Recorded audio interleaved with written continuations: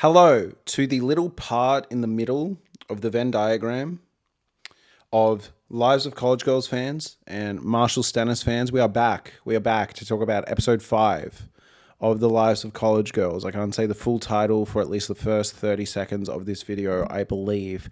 Now, let's just get into it. First off, a few things I liked. I liked that this episode had a core idea. All right. It wasn't just piss farty around. It had an idea. This one was the parents' dinner 2.0 or something. What was the title? Anyways, regardless, it was when all the parents come for a dinner and it was the sequel. So I kind of appreciate that. Like, I like that this episode had like a core idea. I don't think it was as good from my memory as the first one we got, because I remember that with Layden's parents and I think Kimberly's parents, there was like some really interesting spicy beef. And in this one, it was not as good, but admittedly, I thought the way it kind of brought in these parents to represent kind of like dated beliefs, but also like simultaneously had some really concerning beliefs from the younger, like our main cast, was kind of interesting. I will be honest, I'm not vibing Kimberly and her love interest, her bisexual guy. I think he is kind of defined by the fact that he's bisexual, despite the writers trying to make this really like interesting exploration of him being bisexual. I think, unfortunately, it hasn't been particularly interesting. And I can't tell you too much about him except for his kind of like sexual preferences.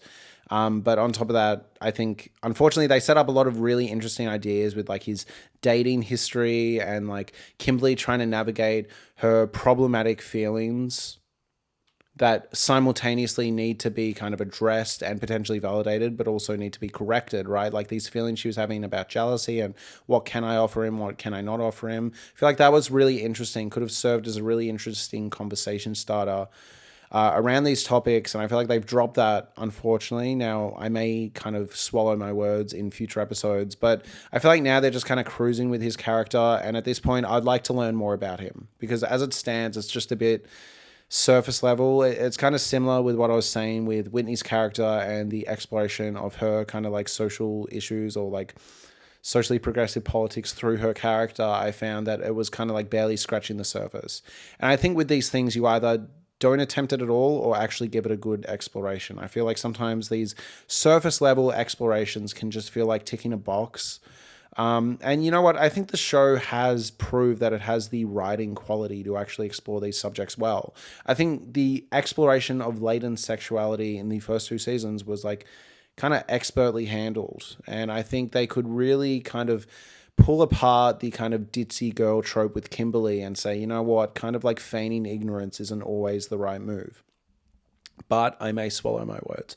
In saying that, yeah, I did really enjoy the dinner party section, particularly in good news with the member of that band, Lawrence, this new character that's part of the group. So I'm blanking on her name. I will be honest, sometimes this show disengages me to a point where it's kind of glossing over me and I have to really pay attention. I don't know if that's the same for anyone at home, but I've had a bunch of comments saying that overall this season's been feeling off, and I find for me I have to constantly go back and rewatch scenes because it just kind of loses me with some of the dialogue not being super interesting. But I've really been enjoying what they did with the new character this episode, the relationship with her mum. I mentioned in the last episode when she was applying for the theater that it felt like they were suggesting like something deeper was going on with her character that she's going to have to like explore.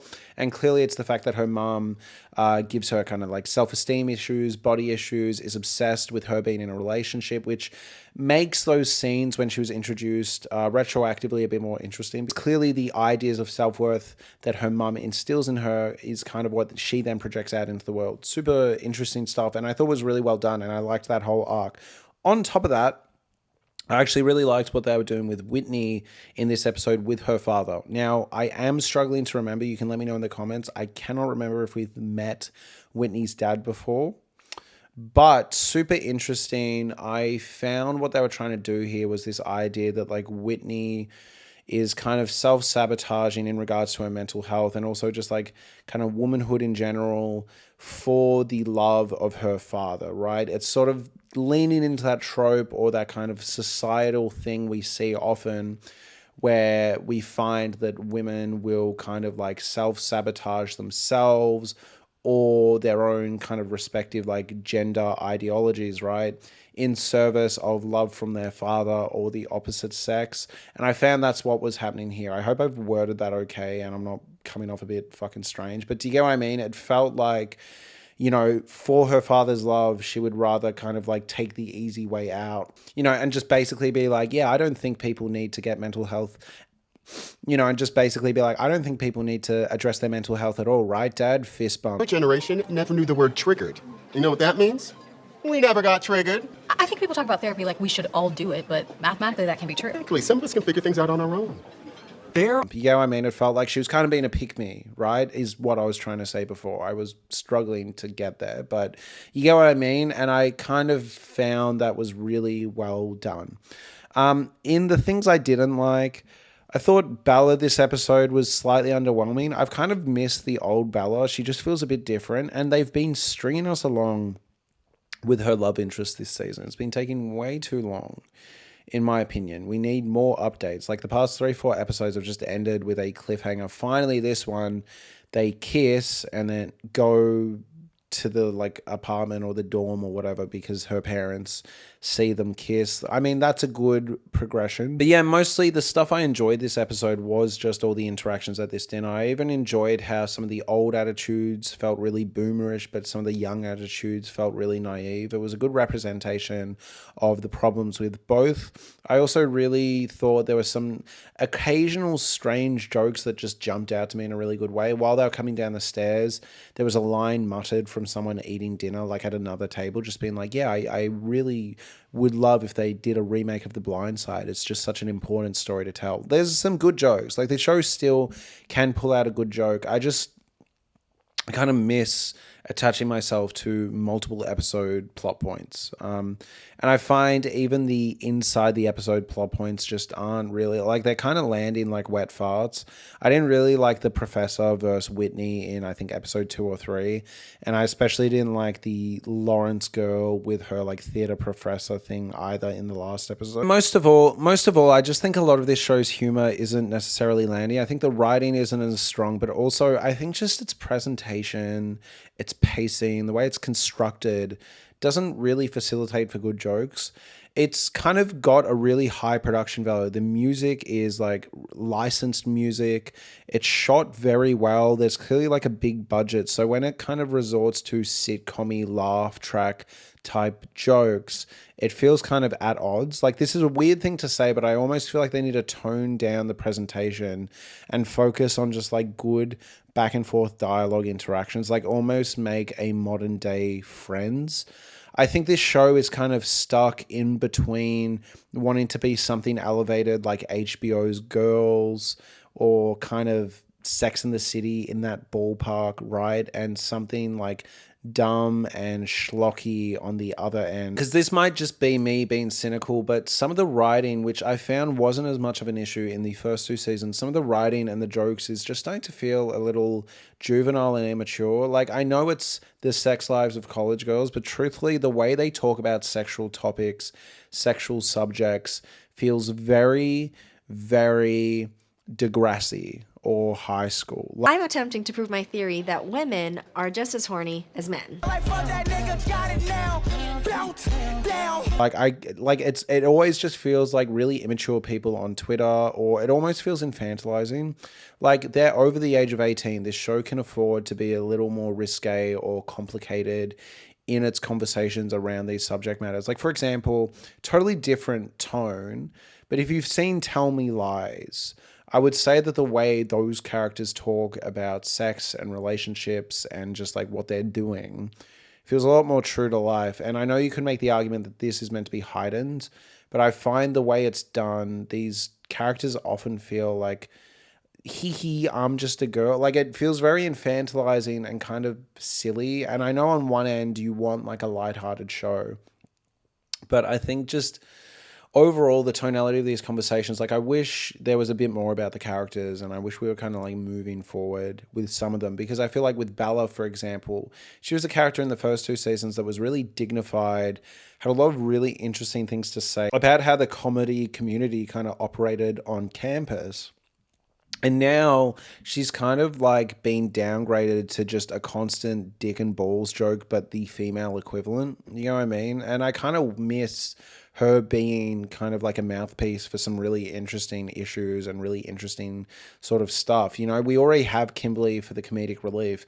And on the other end, I think Whitney doesn't really work as a comedic character. There's a scene in this episode where she like yells out about like, you swipe right on my dad, and it's so clearly going for the massive laugh of the episode, or again where you would drop a laugh track. You did what? But for me, I think she kind of works as the straight man. I don't know if you've seen Arrested Development, but I feel like she should be the Jason Bateman of the group. She should be the person that's consistently, she should be the Jim Halpert from The Office, all right? Maybe that would fix the show. Like, I feel like she should be the straight woman, and really kind of her humor should come from just the absurdity of the people she surrounds herself with. But I find I can never tell whether I'm meant to be really rooting for them, laughing at them, angry at the people that go against them, or whether the show's messaging is wanting me to agree with the people against them. Again, I ran into this issue with Whitney's professor, where I was like, I feel like the show wants me to agree with Whitney's professor and kind of look down on Whitney at this point, but I don't.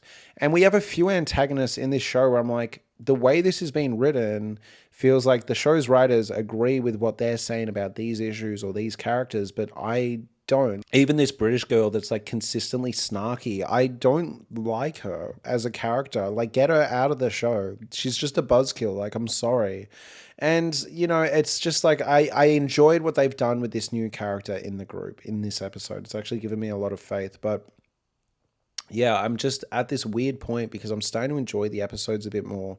But I feel like they're just a bit neutered, tame, you know? And I would love if we really start getting into some plot points that were juicy and interesting, or at least funny, like they used to be, you know? Like, I kind of miss there being some tension about romances building or secrets being revealed or just like general naughty college behavior. And unfortunately, I feel like a lot of these episodes, even though they're 30 minutes, end up feeling like they're 50 minutes because you're just kind of sitting there for a lot of it being like, where are we going with this, you know? Anyways, those are my thoughts, quick thoughts. Thank you so much for watching. Please subscribe, please like, and have a lovely day. Well, I've got you. I do memberships for this channel. I would love if you could consider getting one. It really helps out the channel and helps me grow. What's included in the membership is once a week, I am doing a sort of book club where I'm talking about a TV show. Currently, I'm covering Tell Me Lies Season 1. I'm covering an episode a week. After that, I'll let members vote on which show I cover next. On top of that, every 3 to 4 weeks, I also do a quick podcast talking about everything I've seen and watched that I don't have time to do full videos on. So you basically get my thoughts on everything I've seen and watched. This is all for a small cost and it really helps the channel. If this sounds interesting to you at all, please consider getting a membership. Thank you so much.